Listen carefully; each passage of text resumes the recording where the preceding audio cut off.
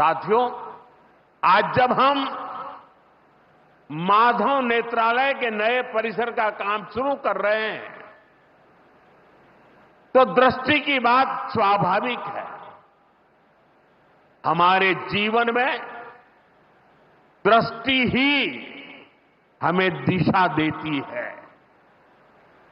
इसलिए वेदों में भी कामना की गई है, पश्चिम शरदः शतम, अर्थात हम 100 वर्ष तक देखें।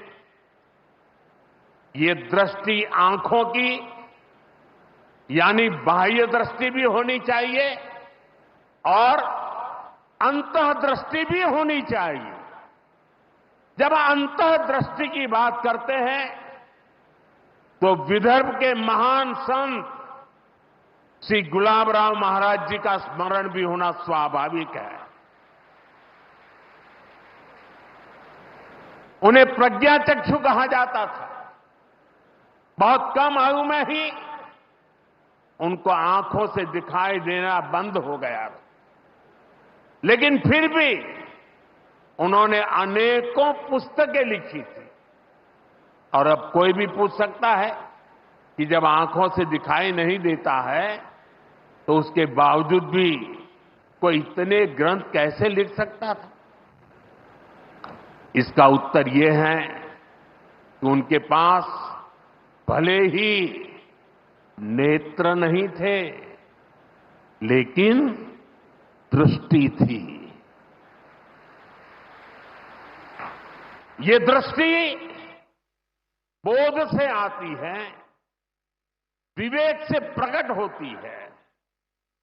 ये दृष्टि व्यक्ति के साथ ही समाज की भी को भी बहुत शक्ति देती है। हमारा राष्ट्रीय स्वयंसेवक संघ भी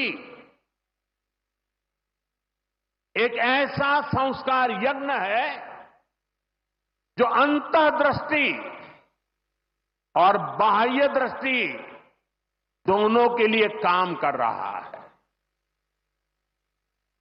बाह्य दृष्टि के रूप में हम माधव नेत्रालय को देखते हैं और अंतर्दृष्टि ने संघ को सेवा का पर्याय बना दिया है। साथियों, हमारे यहां कहा गया है, परोपकाराय फलन्ति वृक्षाः, परोपकाराय वहन्ति नद्यः, परोपकाराय दुहन्ति गावः, परोपकारार्थमिदं शरीरम। हमारा शरीर परोपकार के लिए ही है, सेवा के लिए ही है।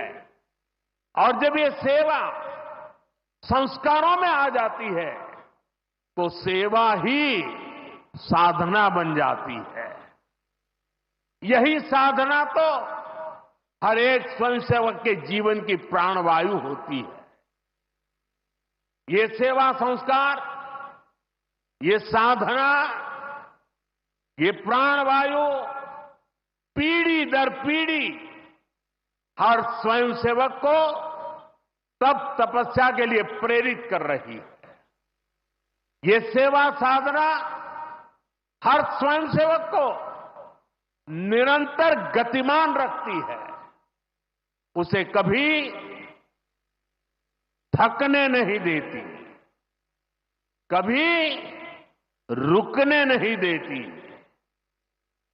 पूज्य गुरुजी अक्सर कहा करते थे, जीवन की अवधि का नहीं, उसके उपयोगिता का महत्व होता है।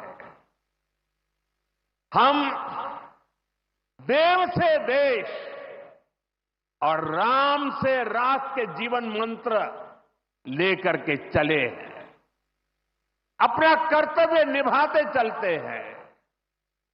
और इसलिए हम देखते हैं, बड़ा छोटा कैसा भी काम हो, कोई भी कार्य क्षेत्र हो, सीमावर्ती गांव हो, पहाड़ी क्षेत्र हो, वन क्षेत्र हो, संघ के स्वयंसेवक निस्वार्थ भाव से कार्य करते रहते हैं।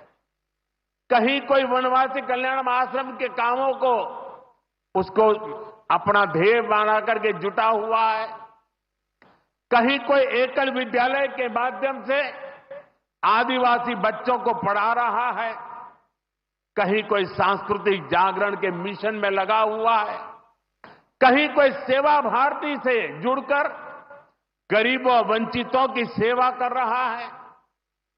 अभी हमने प्रयाग में महाकुंभ में देखा, वहां नेत्र कुंभ में कैसे स्वयंसेवकों ने लाखों लोगों की मदद की।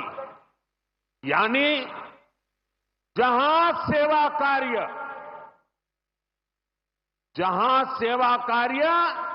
वहां स्वयंसेवक।